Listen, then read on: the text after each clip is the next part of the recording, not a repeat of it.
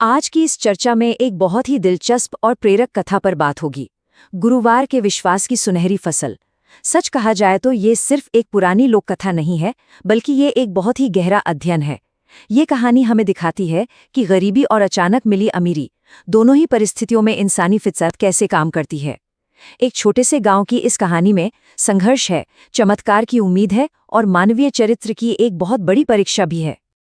आगे बढ़ने से पहले एक बड़ा ही दिलचस्प सवाल मन में आता है। अचानक से अगर बहुत सारी संपत्ति मिल जाए तो क्या एक संघर्षरत परिवार का दिल पूरी तरह बदल जाता है? क्या पैसा इंसान के अंदर अहंकार ले आता है या फिर करुणा? ये सवाल ही इस पूरी कहानी की रीढ़ है। अक्सर कहा जाता है कि पैसा इंसान को बदल देता है ना, लेकिन ये कथा एक मौका देती है ये समझने का कि क्या धन वाकई इंसान को बदलता है या सिर्फ उसकी असलियत को दुनिया के सामने ले आता है। चलिए भाग 1 से शुरू करते हैं। गरीबी और अटूट विश्वास। यहाँ से हमारे मुख्य किरदारों मोहन और गौरी की मुश्किलों भरी शुरुआत होती है। कहानी में दो बिल्कुल अलग स्वभाव वाले लोग हैं। एक तरफ मोहन है, एक ऐसा किसान जो जी तोड़ मेहनत करता है, लेकिन लगातार गरीबी की मार ने उसे एकदम संशयवादी बना दिया है। घर में खाने को पूरा नहीं पड़ता, लोग ताने मारते हैं, इन सब ने उसे अंदर से निराश कर दिया है। और इसके ठीक उलट है गौरी। गौरी के पास धन तो नहीं है, लेकिन भगवान विष्णु और माता लक्ष्मी पर उसका विश्वास अटूट है। मोहन जहां गरीबी की वजह से चिड़चिड़ा हो चुका है और पूजा पाठ को बेकार मानता है, वहीं गौरी एकदम शांत और स्थिर है। ये विरोधाभास सच में इस कहानी का सबसे मजबूत हिस्सा है। गौरी का ये विश्वास सिर्फ सोचने तक सीमित नहीं था, ये उसके रोजमर्रा के जीवन का हिस्सा था। हर गुरुवार को पीले कपड़े पहनना, केले के पेड़ की पूजा करना और पूरी लगन से व्रत रखना, ये सब उसकी दिनचर्या में शामिल था। देखा जाए तो यही वो छोटे छोटे कर्मकांड हैं जो गुरुवार व्रत की असली नींव बनाते हैं। मोहन को लगता था कि ये सब समय की बर्बादी है, लेकिन गौरी के लिए ये जीवन जीने की सबसे बड़ी ताकत थी। अब कहानी में एक अप्रत्याशित मोड़ आता है। भाग 2, साधु और स्वप्न। होता ये है कि एक दिन गांव में एक तेजस्वी साधु आते हैं। हाथ में कमंडल लिए वो सीधे मोहन के उस गरीब से घर के सामने आकर पानी मांगते हैं। अब ये कल्पना करना भी कितना हैरान करने वाला है कि जिस घर में खुद खाने पीने का इतना भारी अभाव हो, वहां गौरी बिना किसी हिचकिचाहट के पूरे सम्मान के साथ उन्हें पानी और घर में जो थोड़ा बहुत भोजन था वो लाकर दे देती है। ये पल गौरी के निस्वार्थ भाव और सेवा का एक बहुत बड़ा प्रमाण था। गौरी के इस सत्कार से साधु इतने प्रसन्न हुए कि उन्होंने एक बहुत ही गहरी बात कही। बेटी, तुम्हारी भक्ति सच्ची है। भगवान विष्णु और माता लक्ष्मी जल्द ही तुम्हारे घर कृपा बरसाएंगे। ये कोई आम आशीर्वाद नहीं था, बल्कि एक बहुत ही शक्तिशाली भविष्यवाणी थी। ये साफ दिखाता है कि निस्वार्थ सेवा का फल कितनी अकल्पनीय शक्ल में सामने आ सकता है। और फिर उसी रात एक अद्भुत घटना होती है। साधु के जाने के बाद गौरी को एक बेहद ही स्पष्ट और दिव्य सपना आता है।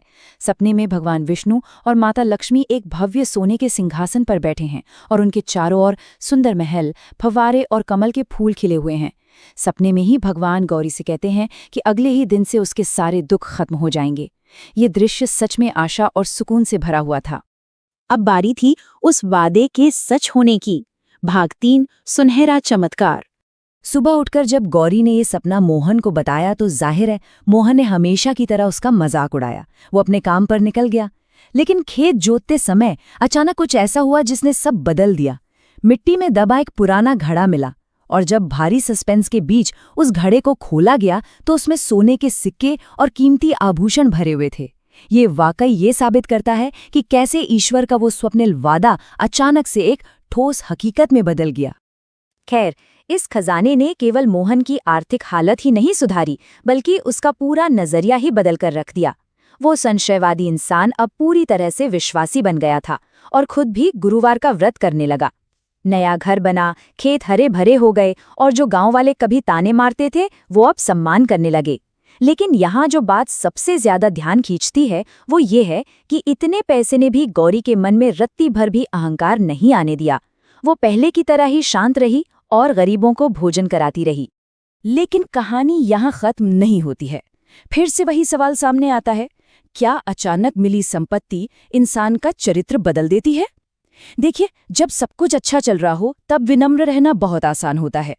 असली परीक्षा तो तब होती है जब कोई संकट सामने खड़ा हो। और इस परिवार को जल्द ही एक ऐसी भयानक स्थिति का सामना करना था जो ये तय कर देती कि उनके अंदर असल में क्या बदलाव आया है। यहीं से कहानी का सबसे गंभीर हिस्सा शुरू होता है। भाग 4, सच्ची परीक्षा। अचानक से पूरे गांव का माहौल बदल जाता है। जिस खेती ने गांव को खुशहाल बनाया था वो पूरी तरह तबाह हो जाती है। गांव में एक भयानक सूखा पड़ता है। ये एक ऐसी डरावनी स्थिति थी जहां लोगों के घरों में अन्न का एक दाना तक नहीं बचा था। भुखमरी का वो खौफ पूरे गांव को अपनी चपेट में ले लेता है।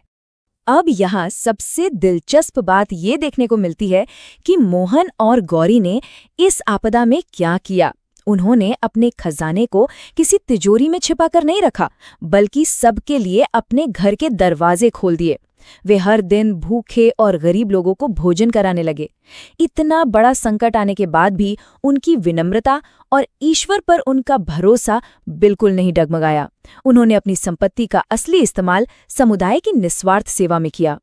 उनके इस निस्वार्थ काम का नतीजा ये हुआ कि उसी रात भगवान विष्णु और माता लक्ष्मी फिर से प्रकट हुए।